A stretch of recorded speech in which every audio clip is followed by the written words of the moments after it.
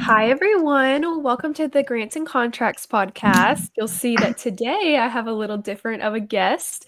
We have Guy Burns joining us, and we're going to dive into some really interesting things. So, Guy, tell us where you're joining us from. Well, I am about halfway between Baton Rouge and New Orleans, Louisiana, a little town called Hammond. And we love it down here in the South, and we're excited to be on the show today. Yes, we're really excited. We were talking about the lovely ideas of weather. If you're from the South, you've had some crazy storms lately, but if you're just joining us, I see we have some viewers. If you want to put your name, your company, and where you're joining us from, we love to see everybody coming in from different parts of the world. Abe is out today, so I called my friend Guy. He's an amazing teacher. I've got to teach learn from him on one of our courses. He was my teacher, so I said, Guy, I need you to come help teach this because you are one of the best. And he said, okay, let's do it. Let's do it. Yes. So, Guy, tell us a little bit about, how did you get into government contracting? A little bit of your background. Absolutely. Thanks, Lainey. So in 2015, I've been a professional speaker now since 23, doing leadership training, communications, customer service, things like that. And in 2015, I spoke at a conference, and a lady came up to me after the conference and said, would you be interested in training government employees? I said, well, they take enough of my money. I'd love to get some of it back. So she said, well, I'm a woman-owned small business. I win government contracts, but there's no way I can do all the training. So I work with about a half a dozen people like you. They have their own training companies. And when I win contracts, if your schedule is open and we have a class, maybe we can work together. So I did that for a couple of years and noticed she was getting busier and busier. So I called her one day and I said, hey, Ellen, what happened? You're obviously getting a lot busier. She said, well, I kept missing contracts and I didn't know why I was not winning. And then I took a course over at GCA, Government Contractors Association, and I realized I was making some mistakes. I said, well, that sounds good. I'm a service disabled veteran, so I should take the class. So in 2017, I took a class called the Certified Capture Manager Program and started learning about government contracting, really liked what I was seeing with the heart and the passion and the tools available at GCA. So I talked to Abe about coming on staff part-time, and we did that until COVID hit. And when COVID hit, I had to stop flying because I was traveling a lot, doing training and conferences, and they had to take most of their or all their classes online. So it made sense for us to start working closer and closer together. So I've been working with GCA for about 8 years now. That's so cool. I don't think I realized. I knew that you were connected through, someone you met, but I didn't realize that she said, I took the course and I'm starting to get contracts, and then that's how you got into CCM. I didn't realize that. That was it. So tell us a little bit about maybe one of your first contracts, something, because did you always bid with her or did you start going out on your own? Well, I'll tell you, once I took the class, I realized I didn't want to write proposals and I didn't really want to do a lot of research. So I was always a sub. And for some people, they want to become primes, and that's an amazing journey. I love people. I love teaching. I really don't like paperwork. So I bid on a few contracts that I didn't get. But it was because my heart wasn't in it. I just assumed somebody else do all the work and I get to do the fun part. Yeah, that's the joy and the beauty of partnerships and, subcontracting, because Absolutely. if anybody has written a proposal, you know that you don't want to do it. Which is funny because, at GCA, I am the vice president of proposals and grant writing. So when I was in some partnerships, I was the one, I always said, okay, I'll do the proposals because most people don't want to. And then you go do the work. So I was kind of like the admin on that. Well, we have some people coming in and they are putting in the chat. Valerie said that she is also a service disabled veteran. And Effie says, hi, Guy. Hey, Effie. Yeah, we used to live when Effie took the CCM class, we only lived about 10, 15 miles apart, maybe 20 miles apart. But now I live in Louisiana. She's still in the Vegas area. But yeah, Effie took our CCM class a few years ago and did very, very well.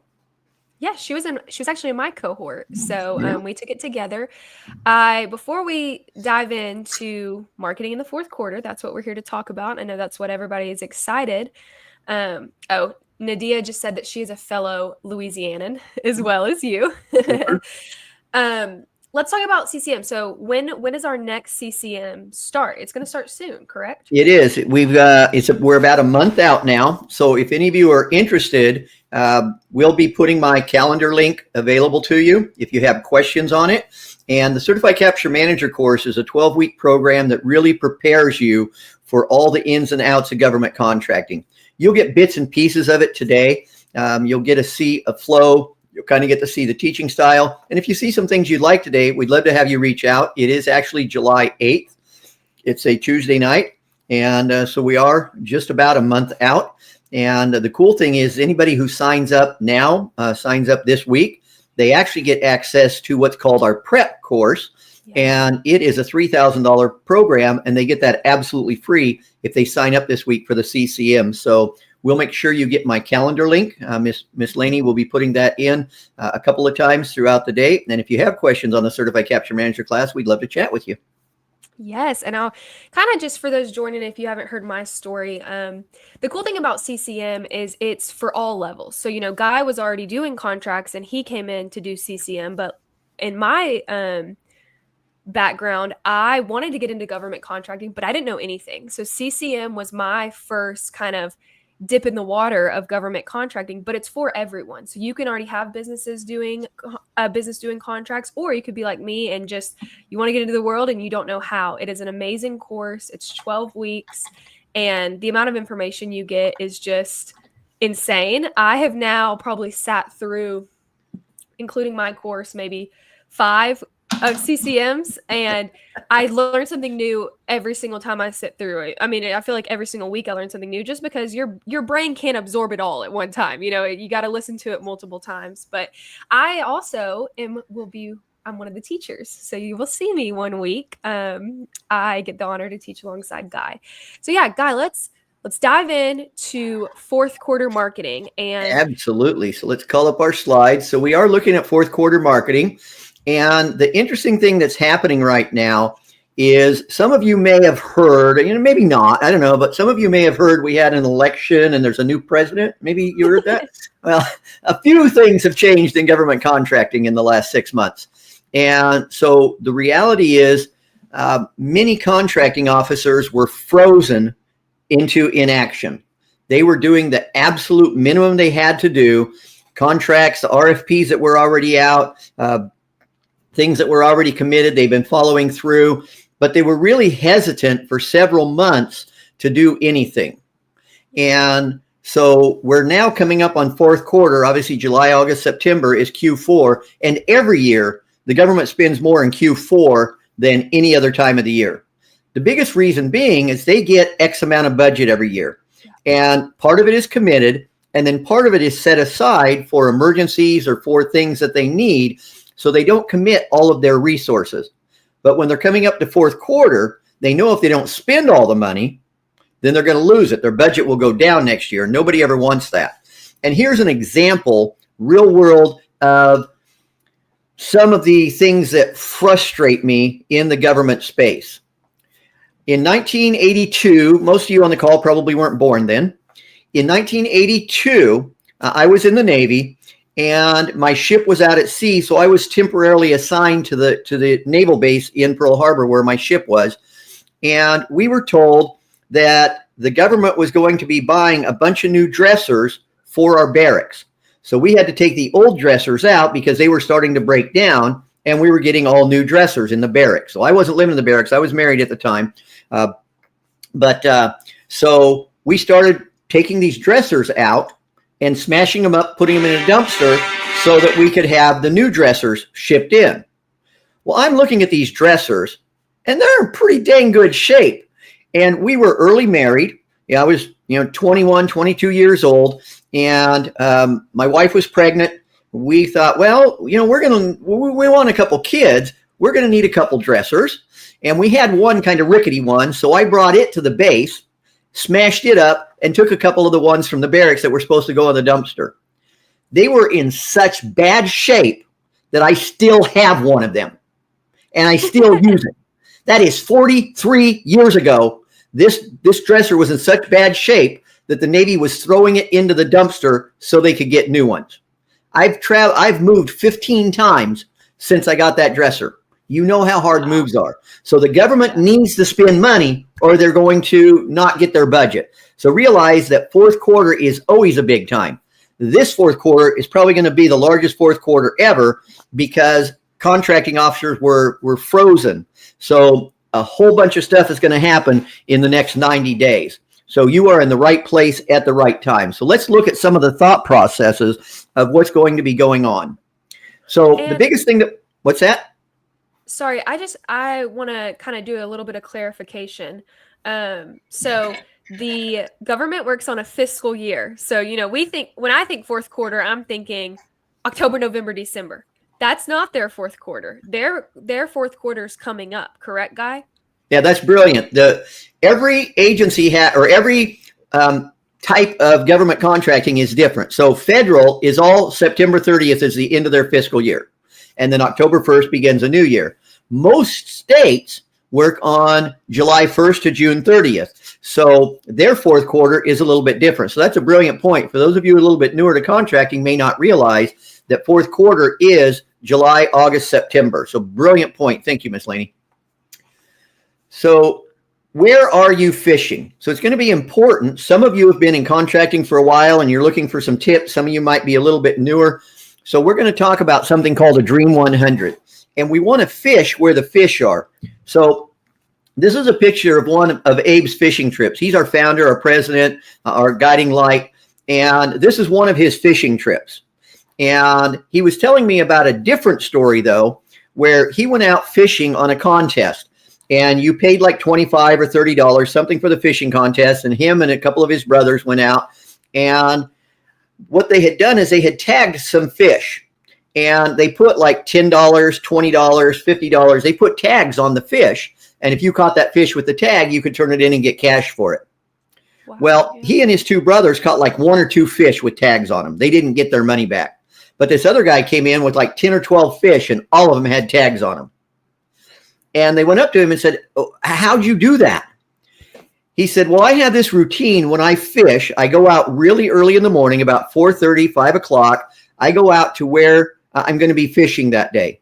I drive around or I park and I walk around and I get the lay of the land. I see if there are any trees in the water. Maybe a fish would be hiding under there.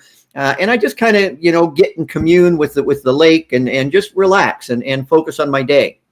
He said, "Well, I came out here about 4:30 and I saw a fisheries truck dumping fish in the lake. So I fished there." So this is not that fishing trip. This is just a trip where Abe was successful. But fish where the fish are. So we're going to talk about how do you find contracting officers? How do you find opportunities to start talking about the fourth quarter? So make sure you're fishing where the fish are. So there's seven circles here, one of them being you. And there are 6 key relationships that you'll need long-term. We're going to cover this pretty quickly because we're focusing on fourth quarter. But while this applies to fourth quarter, it also applies to your long-term strategy. So the red circles are your government agencies. The top one here is your agency end users. These people need your products or services. It might be a doctor who needs a new centrifuge over at the CDC. It might be a logistics officer who needs to move personnel or products from one naval base or military base to another, something like that. It might be an automotive motor pool officer who needs to buy a bunch of tires for their vehicles. So these people need your products and services, but they can't buy them, but they have the need. Now down here, these are your contracting officers team. And there's several people on the team. They are authorized to actually purchase. So these people say, "Hey, we need this," and they forecast it for the next year. Next year, we're coming up, 50 of our vehicles are about to reach the 100,000 mile point or 75,000, whatever they have set is their goal. So we're going to need 50 new vehicles. So now the contracting officer has to put out an RFP or reach out to somebody that they're already working with to find those vehicles or whatever that product or service they need. Then over here are your small business advocates. And there's 2 groups here. The first one is internal. Every agency has what's called an OSTABU, an Office of Small and Disadvantaged Business Utilization. And there's people there specifically looking for small businesses to work with. The other group is the SBA. While the SBA will help you with any part of your business, they do have some personnel that are dedicated to helping you in your government contracting business should you decide that's a direction you want to go with your business. Now, the blue circles are our commercial entities, and these are our large primes over here. They're required when a large prime gets a contract over $750,000, they have to give 35% of those contracting dollars to you or somebody your size, a small business. So you want to start learning how to build those relationships because they're going to be looking for you. In fact, I've got a really cool spreadsheet you're going to get today. It's got 18,000 rows, and these are large primes looking for small businesses like yours. That's going to be one of our bonuses today. Lainey didn't even know that one.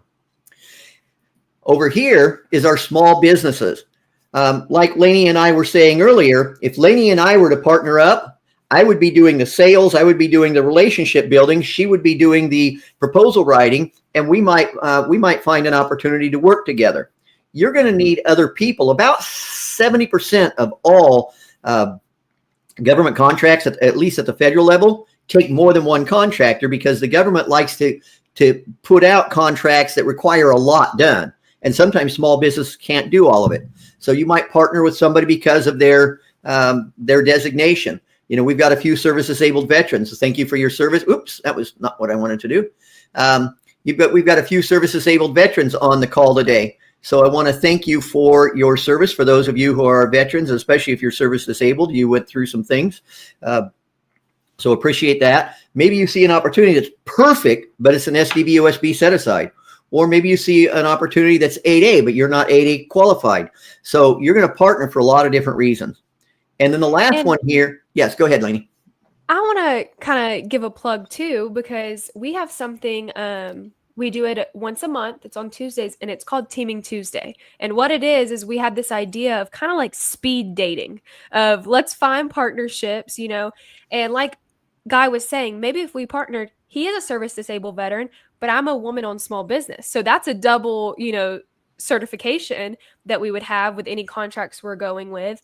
And yeah, we do that Teaming Tuesday. I'll put the link in the chat if anybody's interested on our next one, but that's great to try to find, maybe you have a opportunity that you're looking for a partner. Maybe you need some type of certification, or maybe you have the certification and you're just looking for an opportunity that you can use your certification to. So I'll put that in the chat and make sure to check that out. Perfect, Miss Lainey. And maybe maybe it's sooner than our next Teaming Tuesday. We have a link in our community where you can click and say, I'm looking for teaming members. Yeah. So we literally think of LinkedIn for the government contracting space. That's what we have in our community, and you'll have a chance to see that here in just a little bit. You'll get to see our community. And the bottom circle here is our internal department. These are people you're going to need on your team. You're going to need researchers, proposal writers, capture managers, and these are all people that you need to think about as I grow. When am I going to plug these people in? So Dream 100. This is a document that we will get you, and I'll go ahead and put this one in the chat, Miss Lainey. I've got it handy here. And this is a filled out example. You can just go in here and delete all of these. This is just a sample, so you'll see what it's like. You can go and delete all of this information and put your own information in here. Dream 100 has the most important people to you that you'll need in the government space. And we'll go through what each of these, the agencies, the COs, KOs, the teaming partners, we'll go through this so that you have the opportunity to learn what each of these is for you. And I know we've talked about CCM, you know, we don't want to beat it, but this is something that you get to do in one of the classes in the lab. So it's great. The course kind of walks you through all the steps, and it's not overwhelming. You know, it's laid out very step by step, so you know what to do. Because I remember pulling up Dream 100 and, you know, all this stuff, and I'm like, oh gosh, like I don't even know where to start. But you do know where to start because you're led through it. Absolutely. It can be a little bit overwhelming. All right. So some of the people you're going to want to contact in the fourth quarter and throughout the year. Your OSTBU stands for Office of Small and Disadvantaged Business Utilization. Every agency has one because they have a set-aside goal. Every agency is required by the FAR to give about 23% of their contracting dollars to small businesses. Some agency it's actually higher, some it's a little bit lower, but on average across the government, it's about 23%. So they have an office specifically set up to help you learn to do business with that agency. Now your SADBUS, your Small and Disadvantaged Business Utilization Specialist, this is a person who actually works in that office. So the office is what you would look for. So Department of Forestry, Department of Treasury, CDC, OSTABU. You would look for the OSTABU, but the person you're going to be actually working with is a utilization specialist. And then your SBA boss stands for Business Opportunity Specialist. So they're actually not your boss. They're actually your kind of servant or employee because they are looking for opportunities for you. So if you're an 8A now, part of your fourth quarter strategy should be to reach out to your SBA boss and say, what contacts do you have? What's going on? You probably are in the midst of the whirlwind that's happening in government contracting. Can we have a conversation and see how you might be able to connect me with the right person? So your SBA boss has a lot of connections and a lot of information for you. So how do you find the top agencies that are actually spending money in your industry? Well, first one, and my favorite website outside of SAM, this is actually my favorite website, except you have to be in SAM. But when you go to USA Spending, it will show you who is spending a lot of money in your NAICS code. So I'm going to go over here on USA Spending, and I'm going to choose the last couple of years. Obviously, 25 is not done yet. So I'll choose 23 and 24. You could leave it blank and it would choose all of them, but it takes a long time. It's a lot of data. Plus, this is more up to date. What are people spending now? Then you can go down here and you can look for different things. My primary NAICS code being a professional speaker and trainer, 611430. So if I put this in here, it will tell me a lot of information. Again, it is the most useful website. Now, just as a side note, this was not built for contractors like us.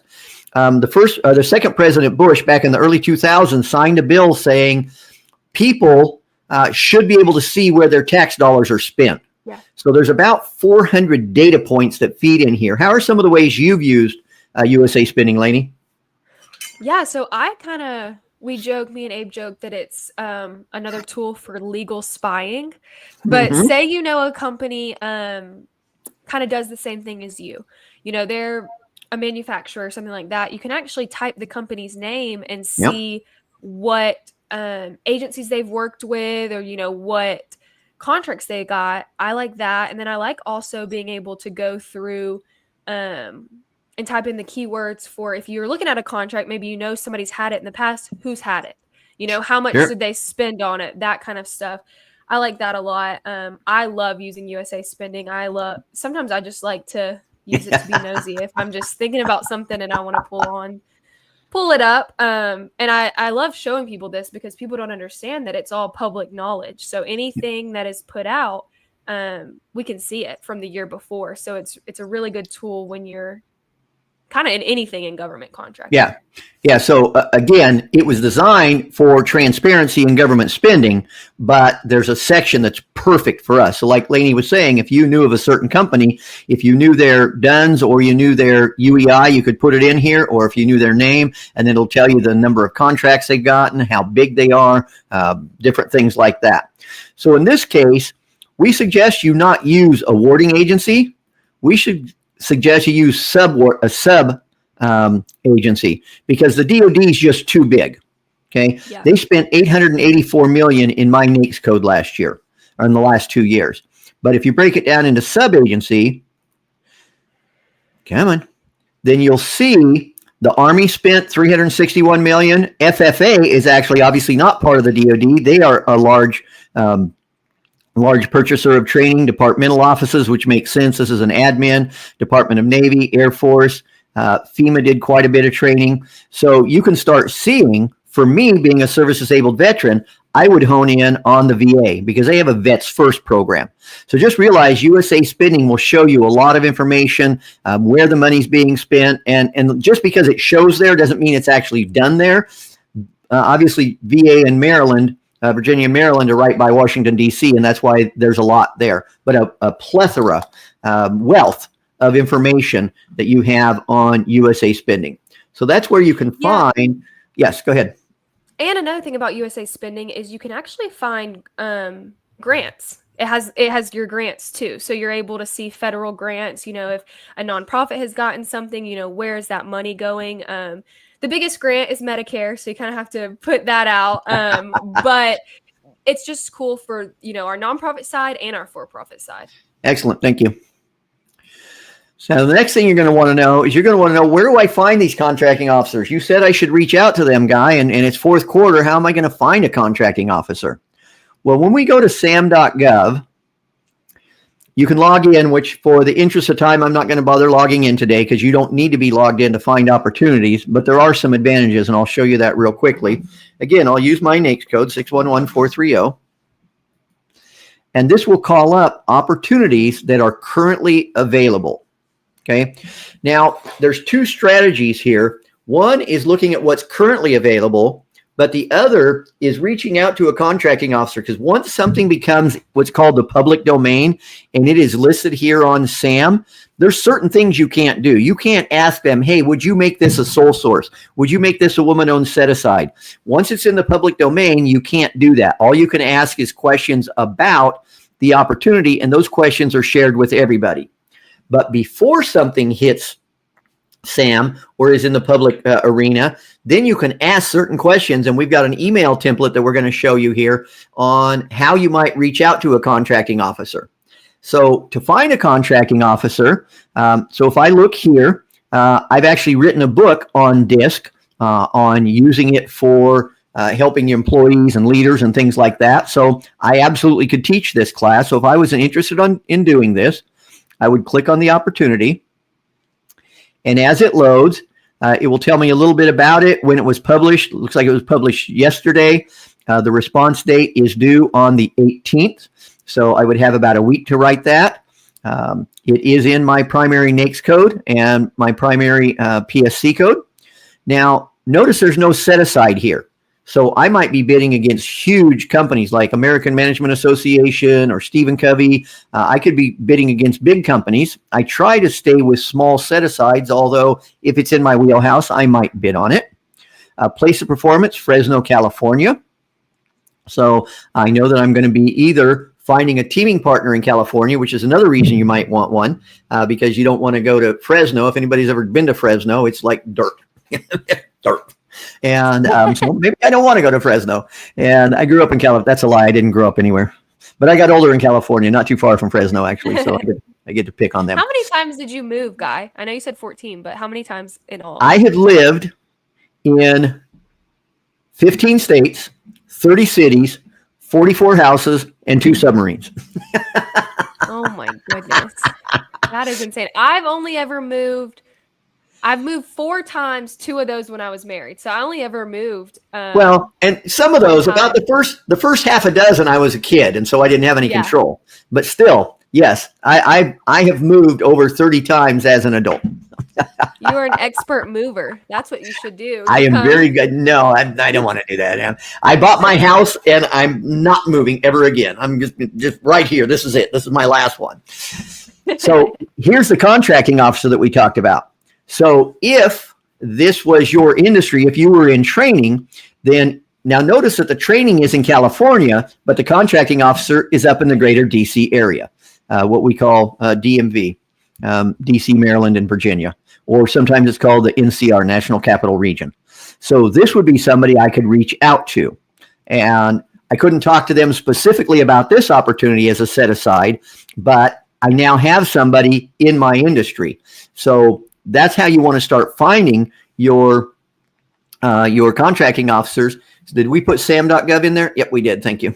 So let's go back over here. Cool about contracting officers. I think me and Abe have talked about this on the podcast before, but they have LinkedIns. You can always be connecting with them. If your LinkedIn you show that you're a government contractor, you're constantly putting stuff in, maybe you connect with them. There was one person who Abe had taught, just connect with contracting officers. And I think it wasn't actually a contracting officer. It was a colonel.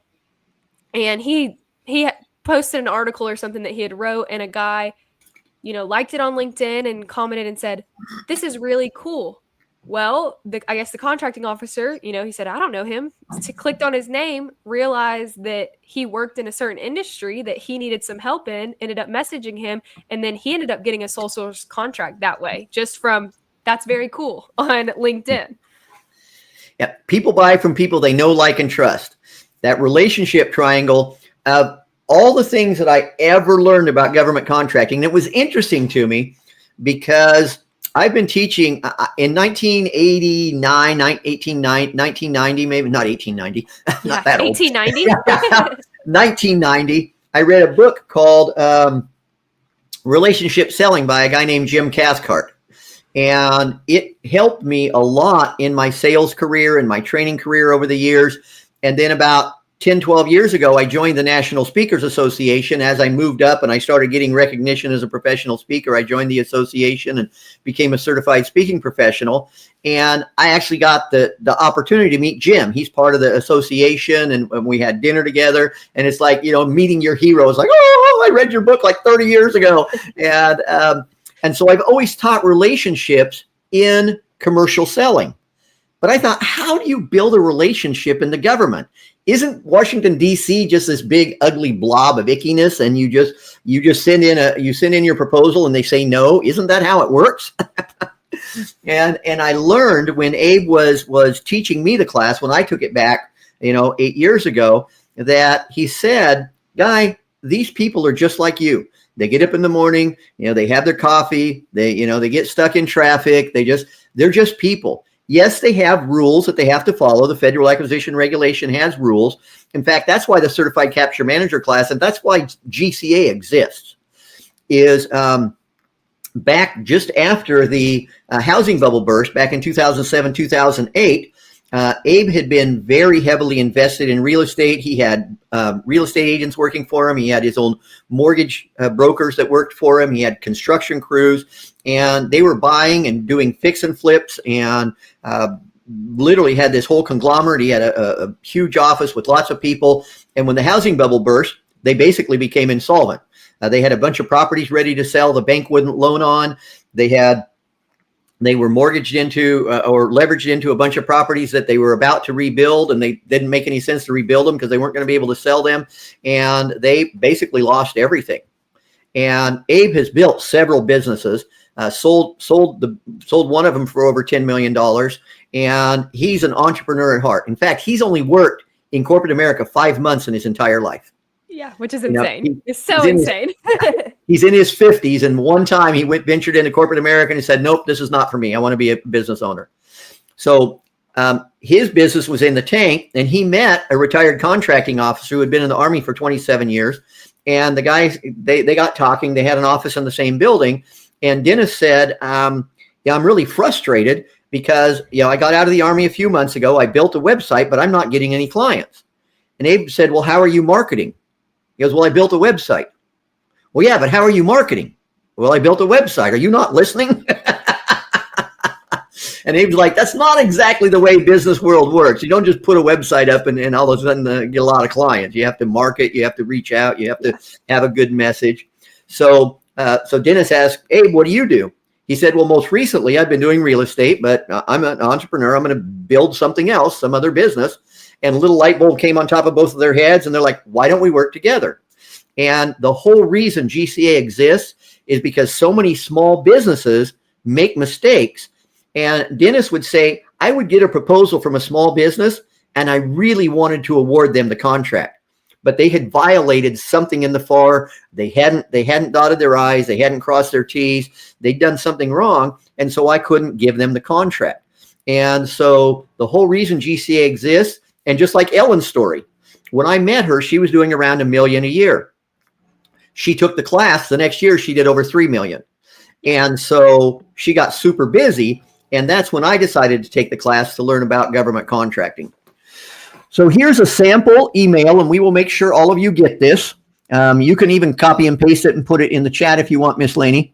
But this is a sample email that you might send out today or in the near future. Start doing some research. Think about your NAICS code and then realize that there's a bunch of government contracting officers sitting on all this money that they have to spend.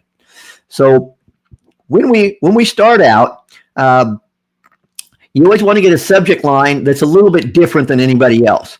So direct award for your NAICS code. That's something they don't see that often. It's very succinct. Or fiscal year sole source. First name. Some people say, well, shouldn't I say Mr. or Miss? Remember, people buy from people they know, like, and trust. And when you say, dear James, dear David, or hello, David, hello, Laney, there's a different connection. In fact, AT&T proved, it's got to be 30, 40 years ago now, we would rather hear our first name than any other word in the world. And what they did is they had a computer and they had a camera on top that read micro expressions. And they would flash words, love, hate, chocolate, puppies. They would flash these words and they would analyze the micro expressions on people's faces. And one of the words was always the person's name.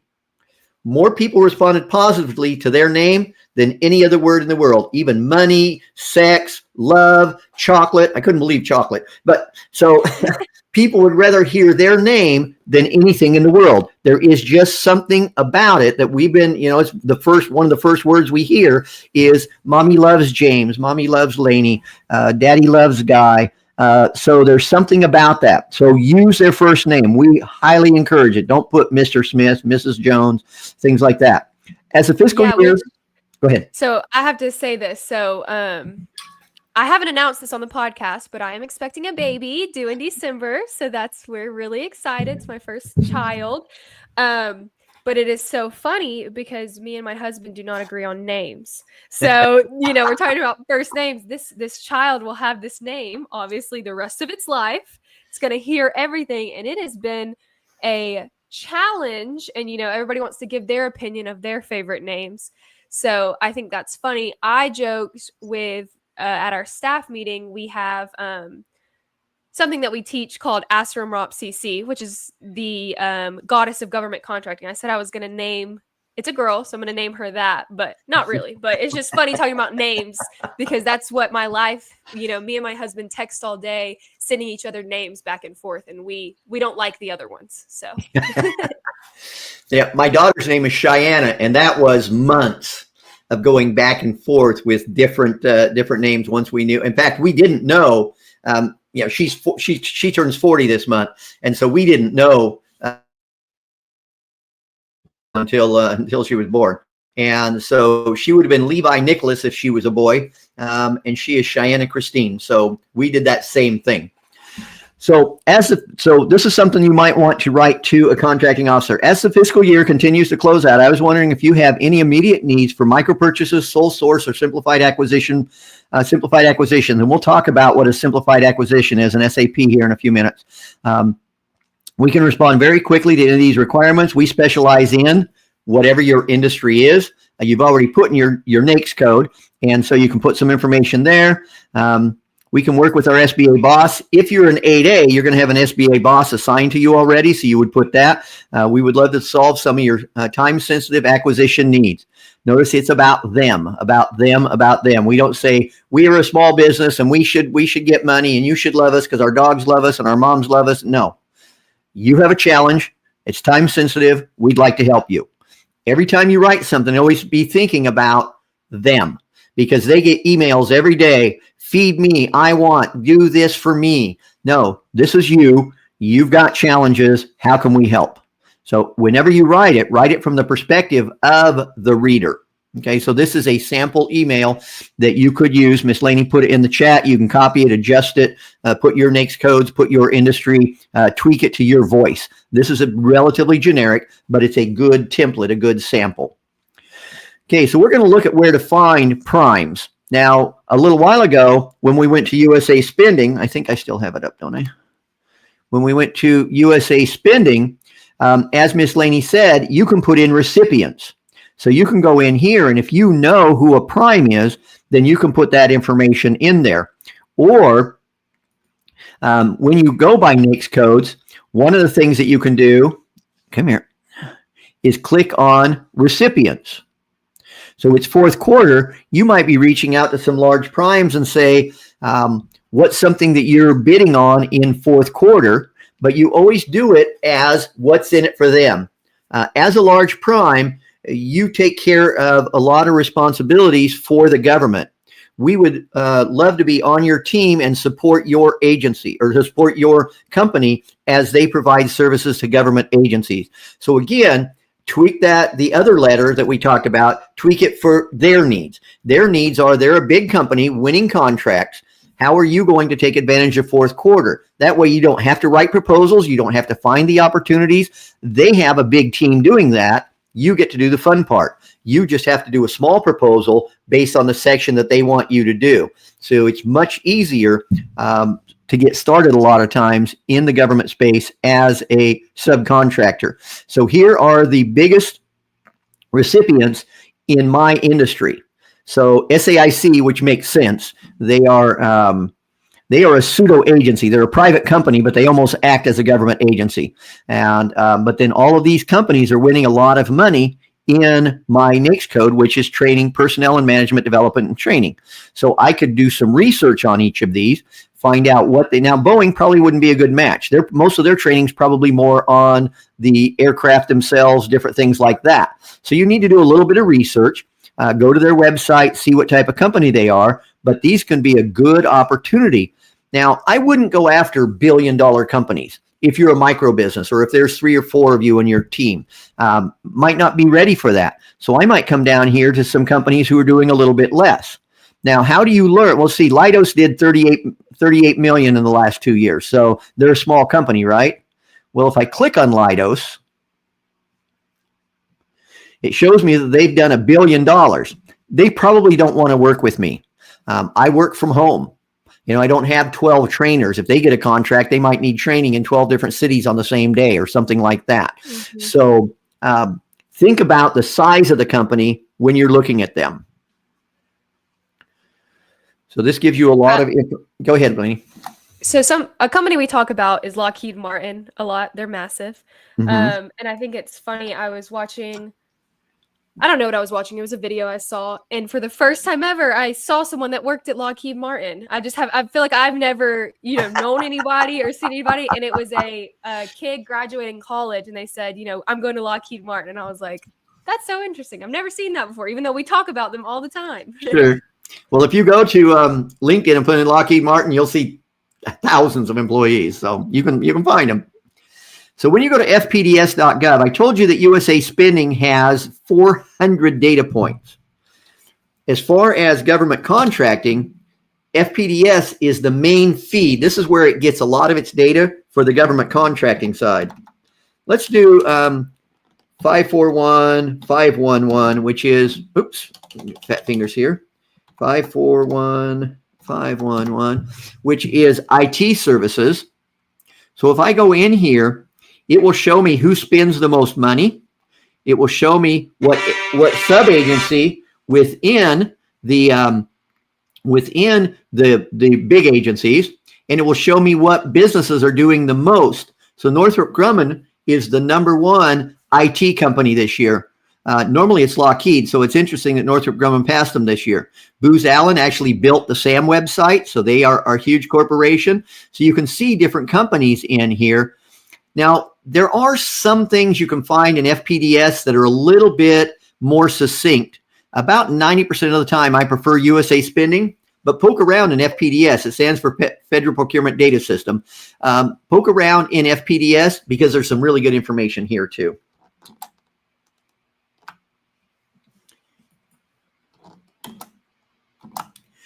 All righty. And then Subnet is a website, and it has this link here actually takes us to that spreadsheet that I was talking about. So when you click that link, it will take you, I'm not going to download it now because it takes a minute, but I'll show you what it looks like because I downloaded it earlier. This is a spreadsheet. Which is massive. Yeah, let me make it a little bit bigger here. So it starts on row 1 with the names, row 2. it goes to row 18,941. These are all large primes who have won contracts over $750,000, and they have a subcontracting plan. So Miss Laney, you did. Okay, great. So this is a great place for you to go. All you do is you follow the link Miss Laney put in the chat. You click on download, and then you can sort this by whatever is interesting to you. So you can, and again, you're going to get all kinds of contracting officer information. You can sort it by your NAICS code, and you can find out large primes that are purchasing, that have won government contracts in your industry and might want to work with you. So it's a great fourth quarter strategy because they're already winning these contracts. So you can go over to them and you don't have to find an opportunity or actually write the proposal. Okay, now for small teaming partners, DSBS is a great place for you to go. So it's called Dynamic Small Business Search. And you can go in here and let's go back to that opportunity that I saw for training in Fresno. I might come up here and click California and then put in my NAICS code.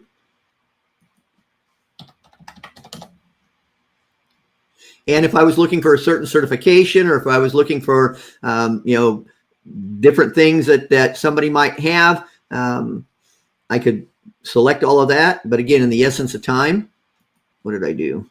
I put my NAICS code in wrong. Nope, I put a period. And that is wrong. And so this will tell me all of the companies that are small businesses that are registered in California in my primary NAICS code. So now I can reach out, and it says next 25 matches. So there's more here.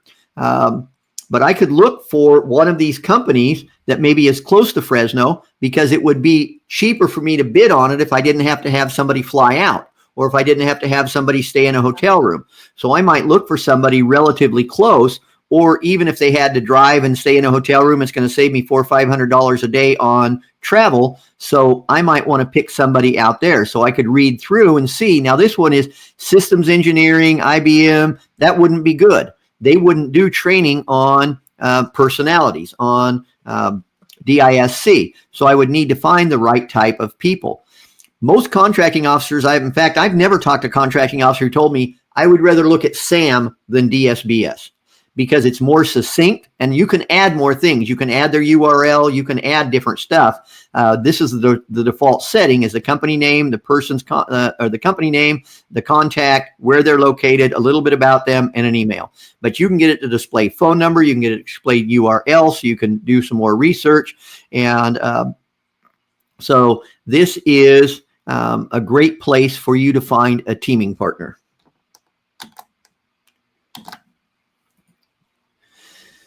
Now, we said that there's small business advocates that will help you. If you want to work with the SBA, then you can come over here, go for local assistance, and they've got resource partners. They have the SBDCs, which are great. You just click on that, and it will ask you what area you're in. If you are a veteran, then you can go to the Veterans Business Outreach. And if you're a woman, you can go to the Women's Business Centers, and they will have a plethora of resource. That's my word for the day. I haven't had it in months, and I said it twice today. So that's my word for the day, plethora. And so this is a great place to find some small help, and not a fourth quarter strategy necessarily, but if you're newer, you can sign up for SCORE, which stands for Service Corps of Retired Executives, and they can help you with some business ideas, business plans, maybe how to get funding for your business, things like that. So SCORE is a great resource. Yeah, and I've taken many courses from SCORE. I think they have SCORE National, and then I have done some with SCORE Atlanta, and they've always been really helpful and very informational. And normally they're free, so you can just kind of log on to the webinar when they have it. Yeah, a lot of them are free. Every once in a while, it might be $15. They had one on taxes and accounting for your small business. It was $15, but it was brilliant. So yeah, check out SCORE. We talked about OSTABU earlier. So if you're interested in the Department of the Navy or Department of Treasury or whatever it is, you just put Department of Treasury OSTABU, and it will bring up their website. There are local Apex accelerators. You can just Google Apex Accelerator, Georgia, Apex Accelerator, California, wherever you are. And they used to be called PTACs, Procurement Technical Assistance Centers. And they have some free resources that are awesome. And then this is very cool. This is a list, come on, of information for all of the agencies. How do I get a hold of DARPA? How do I get a hold of Air Force District? How do I get a hold of NAVC? How do I get a hold of Office of Fossil Energy and Carbon Management? I didn't even know that was an agency. But if you are in the energy field, then Office of Fossil Energy and Carbon Management might be a good contact for you. So this is a brilliant free document that Miss Laney will put in the chat for you. And it has a lot of value. So we hope that you get good use of that. And then your contracting team. So you're going to want to have a team built around you. As we said early on, a lot of these things you're going to do on your own. You are going to be the head cook and bottle washer. As you start growing, you're going to want a proposal writer. So one of the things you can do is reach out to us. We have a lot of contacts. We vetted a lot of people. So you don't have to go blind. Just Google, federal contracting proposal writers. You might get some that are good. You might get some that are not so good. We have vetted a lot of people. We have our own internal team, but we also have contacts with other people. Once you get big enough to get a cost estimator, that might be something that you would want to bring on the team. So these are all people that you can bring on part-time as you're growing until you need, because when you first start, you don't need a full-time proposal writer. You're just not big enough to write that many proposals in a month. Okay, so now we're going to go through how are you going to make yourself appealing. We've got about 10 minutes left. We're going to go through an hour of material in 8 minutes and 43 seconds. So it's going to be quick. And before we dive in, I want to say, we have 10 minutes left, but if anybody has any questions on anything we've talked about or any questions for Guy, put them in the chat. We're going to be sharing Guy's information. So, you can always reach out to him. And I've put our info at govcontractors.org. But yeah, so now Valerie says one of the links isn't working, Laney, so we need to follow up on that.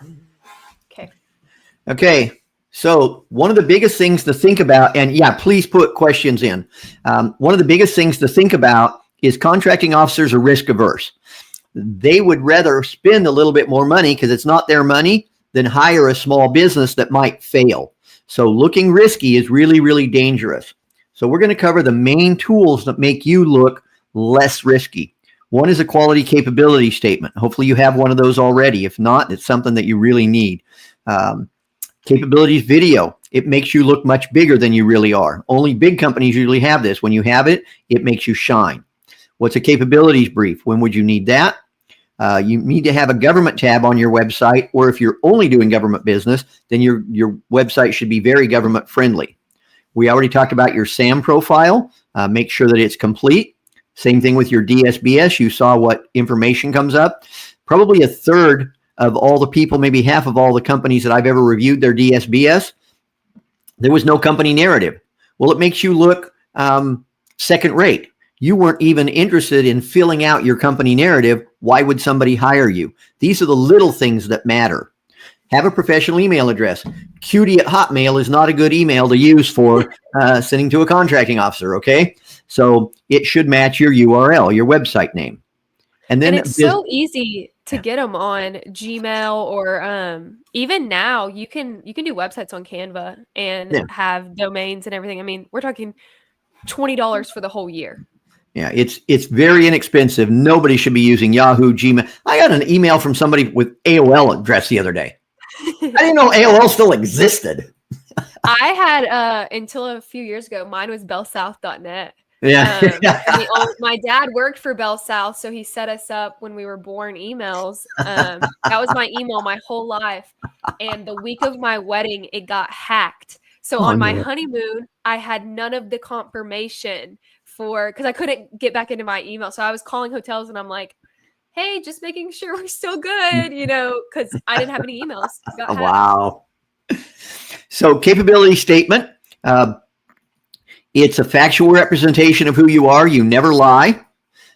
It focuses on the need of that agency. So fourth quarter, you've identified that Department of Treasury would be a good audience. Find out what some of their needs are when you're sending your email. Make sure you have a nice, clean quality. This template that you see here happens to be for a company who sells kitchen equipment to like military bases and ships and if they build something over in the Middle East and they need some kitchen equipment, things like that.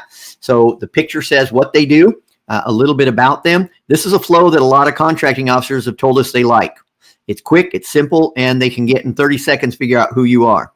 You want to be solutions oriented, have a short company bio. This is about as long as you ever want. I see people that, try to put 5 paragraphs. They're never going to read it. They're skim reading it. Think about that. It's almost like a resume, and you want to have a specialized one for each agency. You don't want just one. It is a living document, and you update it depending on who you're talking to. Yeah, and I have a question in the chat right quick. So Eleanor has asked, where does the capability statement sit? So it can be on your website. Normally we say to put a tab, if it's under your government tab and you're able to download the capability statement. You can also be attaching this to emails if you're reaching out to contracting officers. There's places on LinkedIn now that you can add PDFs, so you can put it there. And then, if you go anywhere in person, well, everything's virtual now, but if you do go in person, you can take it printed out. So it can just kind of go everywhere. Yeah, perfect. Yeah, and we're going to talk about your government tab on your website soon, and it definitely should be there so they can download it. And make sure that it's mobile friendly. So once you create and upload it, make sure if you look at it on your phone, because a lot of people now use that. Now, capabilities brief is normally done 2 times.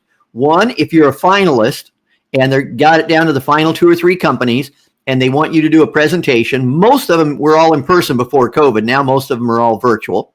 So you do a presentation. You get about 15 to 20 minutes, almost like we're doing here with a PowerPoint, but it's about your company. And it's mostly what's on your capability statement, just expanded a little bit. There will be multiple people there, the contracting officer, the end user, the ACO will be there. So there'll be several people on the team. It's usually about 20 to 30 minutes. There'll be competitors before or after you if it's for the final. Now, what we're seeing now because of post-COVID, which we all wish COVID hadn't happened, but some contracting officers are letting you introduce yourself with a capabilities brief. Fourth quarter is not the time to ask for that. They are buried. But after the first of the year, when there's a little bit of breathing room, think about setting up and saying, could I have 15 to 20 minutes to find more about the needs of your agency and tell you a little bit about how we might be able to support you? Yeah. If it's in person, send your slides in advance. Yes, Miss Laney? I was just agreeing with you. Okay. So you want to show basically your core capabilities, the exact same things that are on your capability statement. What's your past performance? Do you have a geographic reach if that's necessary for your industry? What certifications, both industry and government? What resources or contacts? Do you have teaming partners? Are you part of it? Are you working with a large prime? Things like that. During the meeting, if it's in person, you want to make sure you have a business card, a specific capability statement for them, a printed copy of your capabilities brief. The biggest reason you want to do this is bring one for everybody. If power goes out halfway through, or you're doing your presentation and you take your laptop in and it won't connect to their system, or they won't let you use your laptop for security, make sure you have a printed copy. Any marketing material, if you have specs from a manufacturer, you might want to take that. And then again, the competitors are going to be for and after you. Biggest thing you're trying to do is set yourself apart. You want to know the agency, be specific about your skills and your desires, what you're asking for. Leave copies of all your collateral material, follow up, and send a thank you card. And again, relationships. The last thing we'll cover is the video, and videos make you look bigger. People love videos. In fact, the Baby Shark video has over 14 billion views. There's only 8 billion people on the planet. Baby Shark video's been seen 14 billion times. People love videos. You can put a QR code on your capability statement, even on your business card if it's laid out well. You can put it on your website, at the bottom in your signature line, on your email. You can put it everywhere. It makes you look progressive. It makes you look larger. And on your website, you want to have your URL that's quality URL, a header that speaks to the government, It has to be SSL. Government agents are not allowed to open up websites that are not secure. SSL, secure socket layer, just means it's harder to hack you. So have an SSL, as we mentioned, mobile friendly. If you have a blog that has some value, make sure there's some information there, and then use a quality platform. When I very first got in business 20 something years ago, one of my friends had some servers. And I hosted my website. He built my website, and so he hosted it for me. Unfortunately, he was traveling with his family, and power went out at his place. His battery backup ran out of power, and my website went down. So don't do that. And on your government tab, just make sure you have the information that the government wants. So we will stop presenting now and answer any final questions. We appreciate you staying with us the whole time. Is there anything that we haven't answered, Miss Laney, that I've missed? No, we'll wait a little bit to see if we have any final questions. I will say this, that we have a GovCon community. So we talked about it a little bit, but yeah, go ahead and call it up. Call up and share it real quick, Miss Laney. I know it's at the bottom of the hour, and if people need to leave, they're free to, but the community is a pretty amazing place. Yeah, I'm going to share my screen right quick. So this is our GovCon community. It is new. We launched it this year. So it's we're always adding new, capabilities and everything with it. This has all of our events. So GCA events. We also have pulled a lot of industry events. So we want this to be your one-stop shop for GovCon, for government contracting. We have an Ask the Community, the Teaming Tuesday, which I'd put that link in that you're able to come to. We have free resources. We also have a store where we have a lot of our, just our resources. We are working on building out our industry partners, having a one-stop shop. If you need a proposal writer, if you need somebody to help you with your bonding, if you need anything, we want it to be a one-stop shop. Think of it as, it's almost like a Facebook group, but it has a lot more capabilities. So we would love for you to join that. I've put some links in for our GovCon community. So Julie asked a question. If we're already working with a federal agency, should we put the tab on our website? Absolutely. There's thousands of government agencies between federal and state and local and county, and you want to make it easy. Just because you're working with one agency, there may be 7 other agencies that could work with you, and they want to see that you're government friendly. So put the fact that you're working with that agency on that tab. Brilliant question. Thanks, Julie. And I am going to add Guy's link right quick too. If anybody is interested in the CCM, be sure to reach out. Yeah, or anything. Be sure to reach out to Guy. Like he said, it starts on July 8th. Is that correct? July 8th is the next CCM class. But if you have questions about updating your capability statement, if you have questions about a specific agency that you're interested in, just reach out to me. We're here to help. That's our goal. And if you have questions on the CCM, we'd love to help you with that too. So Miss Laney just put my calendar link in there. And Miss Julie, we will get you. I'll put the link in for the CCM class itself. Actually, it's a little bit of information on it. And no, there is not a cost to meet with Guy. So you're able No. It's absolutely free. Yeah, just to talk through some things. And I don't want y'all to forget. I know we said it in the beginning of the podcast, but if you join CCM this week, you get a free $3,000 course. Yeah, that course that you see right there at the top of the page, the prep course, you get that as well as a CCM course. Yes, which the prep is really, it has so much information on, getting ready for government contracting, where CCM is kind of an overview of government contracting.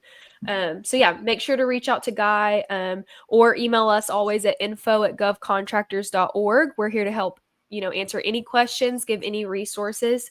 I thank y'all so much for joining. We had such a great group today, and Guy did amazing. So we'll give him a round of applause for helping us in a pinch. And I hope to have you back on the podcast, Guy. I loved getting to hang out with you today. Yeah, absolutely, Laney. Everybody, thanks for being here today. Have an amazing week. Bye, everyone.